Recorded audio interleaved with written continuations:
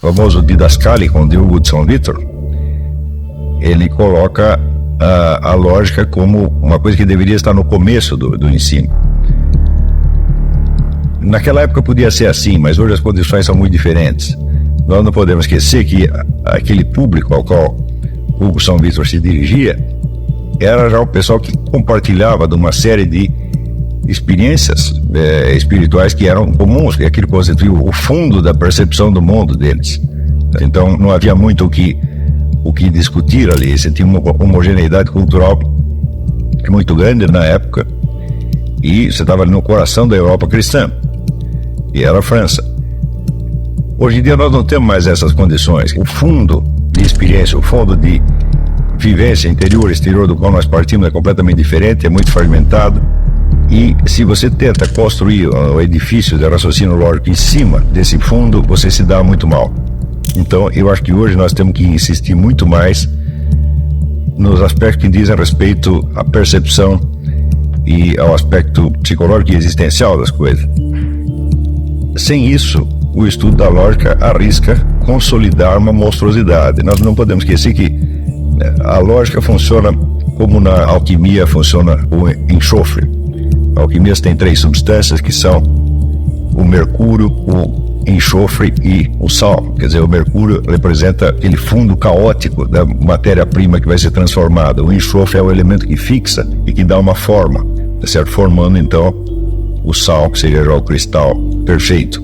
Então a lógica é esse elemento fixante, estruturante, mas nem tudo merece ser estruturado, evidentemente. Tem muita coisa que teria que ser dissolvida. Então, primeiro nós temos que trabalhar numa esfera, podemos dizer, mais rudimentar, ao mesmo tempo mais profunda do conhecimento humano. Então, eu queria colocar aqui em questão o que é propriamente o pensar, o que acontece quando nós pensamos. Para isso, eu recolhi uma série de dados aqui que eu tirei de um livro que se chama Your Eternal Self. O autor chama-se Eric Craig Hogan. Que é coisa bastante comprida, mas eu não vejo outra solução senão ler pelo menos alguns pedaços. Depois nós colocamos o texto inteiro lá. Então ele começa assim: a cada dia cerca de 50 bilhões de células do corpo são substituídas, o que resulta num corpo novo a cada ano. O corpo é só temporário. Elas não podem ser quem tu és. A cada segundo, 500 mil células do teu corpo morrem e são substituídas. Então, nossa conversa terá de ser breve. Muito de ti terá morrido antes de terminarmos de falar. Com quem estou falando quando falo contigo? Não com o teu cérebro, é certo. Ele não passa de uma coleção de gordura e proteína, composta de 85% de água comprimida dentro do recinto escuro do teu crânio. Entre 50 e 100 mil células cerebrais morrem a cada dia. Tu não és o teu corpo está em constante mudança. Stephen Pratt, do Instituto de Patologia da Universidade Friedrich Schiller, na Alemanha, assim resumiu a pesquisa a respeito de corpo e mente. Não obstante, todos esses experimentos e descrições dos processos de ativação cerebral não explicam como a atividade neuronal pode ser causa da consciência. De maneira semelhante, todas as tentativas empreendidas para especificar os mecanismos neurológicos da consciência em termos de processamento neurobiológico de informações e mesmo as teorias sociais da consciência não conseguiram provar essa relação causal. Sir John Maddox, ex-editor-chefe da renomada revista Nature, apresentou o seguinte sumário do nosso conhecimento a respeito da consciência na edição de dezembro de 1999 da Scientific American. Ninguém entende como as decisões se formam ou como a imaginação é liberada. Em que consiste a consciência ou como ela deveria ser definida são outras questões igualmente enigmáticas. Apesar do sucesso maravilhoso da neurociência no século passado, parecemos estar tão longe de entender os processos cognitivos como estávamos há 100 anos. Stuart Hammerhoff, doutor em medicina e renomado pesquisador em neurociência do Departamento de Anestesiologia do Centro de Ciências da Saúde do Arizona, escreveu: a maior parte das explicações representam o cérebro como um computador. No entanto, tal abordagem não consegue explicar por que temos sentimentos e consciência uma vida interior. Assim, não sabemos como o cérebro produz a consciência. Dr. David Presti, professor de neurobiologia da Universidade de Califórnia, Berkeley, afirmou que pouco progresso foi alcançado no entendimento científico dos fenômenos mentais. Dr. David J. Chalmers, diretor do Instituto de Estudos da Consciência da Universidade Nacional da Austrália, disse na Scientific American: a consciência, a experiência subjetiva de um eu interior, pode ser um fenômeno que estará sempre fora do alcance da neurociência. Outros pesquisadores relatam que os esforços de localização de memórias no cérebro não têm tido sucesso algum. Carl Lashley escreveu: a memória deveria ser impossível, no entanto, ela existe. Brian Boycott afirma: a localização da memória no cérebro parece ser todos os lugares e lugar nenhum. Muitos cientistas estão sugerindo que tua mente não está no teu cérebro. O Dr. Sam Parnia, médico do Hospital Geral de Southampton, na Inglaterra, diz: o cérebro de fato não é capaz de produzir o fenômeno subjetivo do pensamento. Simon Berkovich, professor de Engenharia e Ciência Aplicada do Departamento de Ciência da Computação na Universidade George Washington, escreve: o cérebro é mero transmissor e receptor de informações, mas não o lugar principal para armazenamento e processamento de informação, isto é, memória.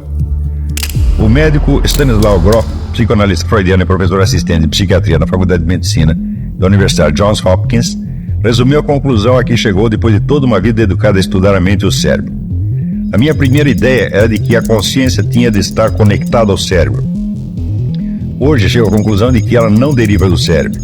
Nesse sentido, minha conclusão vem dar apoio àquilo em que Aldous Huxley acreditava. Ele chegou à conclusão de que talvez o cérebro haja como uma válvula de redução, a qual na verdade nos protege do excesso de absorção de informação cósmica. Não acho que se pode localizar a fonte da consciência. Estou bastante seguro de que ela não está no cérebro, não dentro do crânio. De acordo com a minha experiência, na verdade, ela estaria para além do tempo e do espaço, não sendo, portanto, localizável. Na realidade, tu chegas à fonte da consciência quando dissolves quaisquer categorias que implicam separação, individualidade, tempo, espaço e assim por diante. Tu apenas a experimentas como uma presença. Sir John Eccles, Prêmio Nobel de Medicina, concluiu: a mente é uma entidade separada do cérebro e processos mentais não podem ser reduzidos a processos neuroquímicos do cérebro, mas ao contrário, estes últimos é que são dirigidos pelos processos mentais, e seria possível conceber a existência da mente sem o cérebro. Sir Cyril Burt, eminente historiador da ciência: o cérebro não é um órgão que gera consciência, mas é um instrumento desenvolvido para transmitir e limitar os processos da consciência e da atenção consciente, de modo a restringi-los àqueles aspectos do ambiente material que são cruciais para o sucesso mundano do indivíduo neste ou naquele momento. Wardell Penfield resumiu suas conclusões da seguinte maneira: nenhuma das ações que atribuímos à mente foi iniciada por estimulação, por eletrodos ou descarga epiléptica. Se houvesse um mecanismo no cérebro capaz de fazer o que a mente faz, seria de se esperar que tal mecanismo trairia sua presença de uma maneira convincente através de indícios melhores a ser obtidos pela ativação epiléptica ou por eletrodo. A mente, escreve ele, exerce seu impacto sobre o cérebro, mas ela não está no cérebro. Glenn van Lommel, cardiologista, autor do artigo na revista médica Lancet, publicado em dezembro de 2001, afirma que é impossível para o cérebro armazenar tudo o que alguém pensa e experimenta durante a vida. Para fazê-lo, uma velocidade de processamento de 1024 bits por segundo seria necessário. A simples atividade de assistir televisão por 1 hora já seria demais para o nosso cérebro, pois para que as memórias pudessem permanecer ao longo de 50 ou 60 anos, as células cerebrais teriam de permanecer as mesmas, desde o momento quando as memórias foram criadas, mas isso não acontece, já que as células cerebrais são substituídas regularmente. Algumas fontes estimam que de 50 mil a 100 mil células cerebrais morrem todos os dias. Dean Radin cita Paul A. Weiss, do Instituto de Biologia Experimental de Viena. E, no entanto, apesar da incessante mudança de detalhe daquela vasta população de elementos, nossos padrões básicos de comportamento, nossas memórias, nossa ciência de existência integral como indivíduo, retêm as suas continuidades unitárias de padrão. Aqui, um relato publicado pela agência Reuters em 19 de julho de 2007. O escaneamento do cérebro de um homem de 44 anos mostrou que uma câmara preenchida de fluido, chamada ventrículo, tomou conta da maior parte do espaço do seu crânio, deixando pouco mais de uma delgada lâmina de tecido cerebral efetivo. Ele era um homem casado, pai de 2 crianças e trabalhava como funcionário público, normalmente. As pessoas conseguem ver, ouvir, sentir cheiro, gosto e toque das coisas sem usar o cérebro. O governo americano acredita que a capacidade de visão remota existe. Por várias décadas, no fim do século XX, a CIA manteve um programa de visão remota chamado Operação Portal Estelar, o qual tentava empregar pessoas dotadas de capacidade de visão remota para espionar os soviéticos. O programa teve resultados notáveis.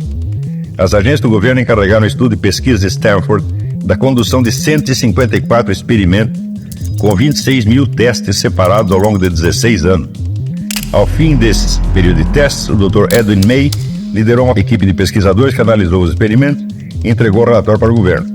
Eles concluíram que a probabilidade de que aquilo que as pessoas dotadas de visão remota descreviam quando se concentravam em algo colocado num local distante fosse o resultado da mera conjetura, era de menos de 1 para 1 quintilhão, 10 elevado a 18. A única explicação era que essas pessoas estavam realmente vendo sem usar os olhos, não importando quão longe o alvo se encontrasse. Jessica Utz, professora da Divisão de Estatística da Universidade da Califórnia, no campus da cidade de Davis, preparou um relatório avaliando as provas estatísticas da capacidade de visão remota. A cognição anômala, visão remota, é possível e está demonstrada. O fenômeno foi reproduzido em diferentes formas em vários laboratórios e culturas. Ninguém que tenha examinado o conjunto dos dados provenientes de todos os laboratórios foi capaz de sugerir até a presente data que tenha ocorrido algum problema metodológico ou estatístico e que explicaria então os resultados maiores e mais consistentes. Fontes confiáveis envolvidos nos projetos do governo relacionados à visão remota concordam que o fenômeno ocorreu conforme o descrito. Pessoas cegas, cujo cérebro não é capaz de processar imagens visuais, são capazes de ver durante experiências de quase morte e durante experiências extracorpóreas. Cegos, incluindo cegos de nascença, são capazes de enxergar durante experiências de quase morte e experiências extracorpóreas. Dr. Kenneth Ring, professor emérito de psicologia da Universidade de Connecticut, juntamente com Sharon Cooper, entrevistou 31 outras pessoas cegas ou com visão debilitada que passaram por experiências de quase morte e tiveram experiências extracorpóreas. Ele descobriu que 80% delas relataram experiências visuais, algumas delas com bastante detalhes. Nós temos que, a partir desses fatos, tentar provar vida após a morte. E, com base nesses fatos, eu acho que é inteiramente desnecessário. O que é necessário é entender o que é a sua verdadeira identidade. O que você quer dizer quando você fala eu. Se a sua consciência não está localizada no seu cérebro, se ela não depende do seu cérebro, e mais ainda, se ela não depende de espaço-tempo, então nós temos aqui um grave problema. Fora do espaço-tempo, qual a referência que eu tenho para poder usar a palavra eu, para poder ter uma identidade? Porque nas condições de espaço-tempo que nós vivemos, nós nos referimos ao nosso corpo. Quer dizer, quando eu falo eu estou me referindo a alguém que ocupa um lugar no espaço. Se você fizer a abstração do espaço, aonde está esse centro ao qual você se refere quando você diz eu? Você não pode dizer que você está aqui ou que você está lá. Então, qual é o foco? Onde está esse foco? Entende a pergunta? Esses dados todos, em vez de resolver alguma coisa, eles nos criam um problema terrível. Nas condições de espaço-tempo em que nós vivemos, nós sempre temos esta base espacial na qual nós podemos reportar tudo aquilo que nós queremos dizer com a palavra eu. Se eu digo eu fiz isto, eu fiz aquilo, eu estou me referindo a uma ação que eu cometi em determinado lugar do espaço, em determinado instante do tempo. Se eu digo eu penso isto, eu penso aquilo, eu sei onde estou quando eu estou pensando. Quer dizer que mesmo nas ações mais abstratas e extracorpóreas que você possa imaginar, você sempre tem esse centro que constitui, então, o polo de referência da sua subjetividade. Se a mente é capaz de trabalhar fora do espaço-tempo, e eu creio que esses fatos todos comprovam isso de maneira que seria até estupidez continuar discutindo, então aí nós temos um problema. Você imagina várias entidades extracorpóreas, não corpóreas, não espaciais e não temporais dialogando entre si.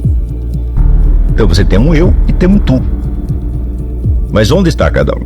Como que eles se reconhecem? No que pode consistir a identidade de entidades não só extracorpóreas, mas extraespaciais e extratemporais? Eu creio que vamos dizer, essa é uma das questões mais difíceis, porque por um lado você tem um fato, o fato não há como ser negado, né? A ideia de que o cérebro produz a consciência pode ser considerada um simples mito, uma lenda cultural que durou durante algum tempo. E hoje nós temos, vamos dizer, a certeza absoluta de que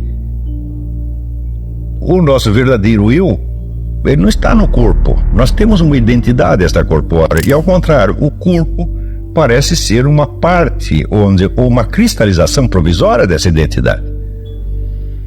E este corpo, em algum momento, nós perderemos. Se teremos outro numa outra vida, né, a ressurreição dos corpos, bom, é uma questão que Nós sabemos por matéria de fé, não temos nenhuma prova disso. Mas que temos uma existência extracorpórea, bom, isso aí não tem mais como negar. Tá certo? E mesmo supondo-se que você venha a ter um outro corpo, mesmo supondo-se a ressurreição dos corpos, há um intervalo. Quer dizer, a ressurreição do corpo não pode ser imediata.